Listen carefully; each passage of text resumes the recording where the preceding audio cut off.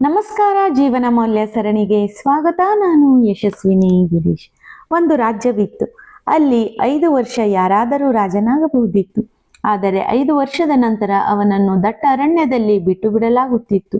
ಈ ಭಯಕ್ಕೆ ಕೆಲವರು ರಾಜನಾಗಲು ಒಪ್ಪುತ್ತಿರಲಿಲ್ಲ.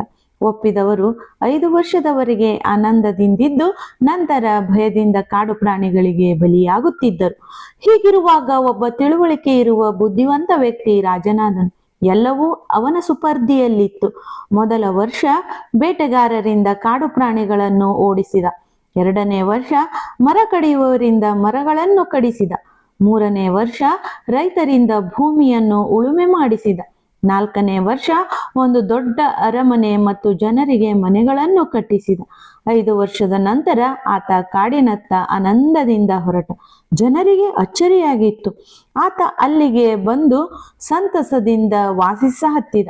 ಬಂಧುಗಳೇ, ಸಮಯವಿದ್ದಾಗ ಅದರ ಸದುಪಯೋಗ ಪಡಿಸಿಕೊಳ್ಳಬೇಕು. ಅದನ್ನು ಬಿಟ್ಟು ಸುಖ ಭೋಗ ಪಟ್ಟರೆ ಮುಂಬರುವ ದಿನಗಳಲ್ಲಿ ಕಷ್ಟಪಡಬೇಕಾಗುತ್ತದೆ. ಪ್ರಯತ್ನ ಪಟ್ಟರೆ ಮುಂದೆ ರಾಜನ ಬದುಕು ನಮ್ಮದಾಗುತ್ತದೆ. ಪ್ರಯತ್ನ ಪಡದಿದ್ದರೆ ಸದಾ ಕಷ್ಟಕರ ಜೀವನ ನಮ್ಮದಾಗುತ್ತದೆ. ಸಮಯವೂ ನಮ್ಮದೇ, ಬದುಕು ನಮ್ಮದೇ, ತೀರ್ಮಾನವೂ ನಮ್ಮದೇ ಆಗಿರಬೇಕಲ್ಲವೇ? ಧನ್ಯವಾದಗಳು.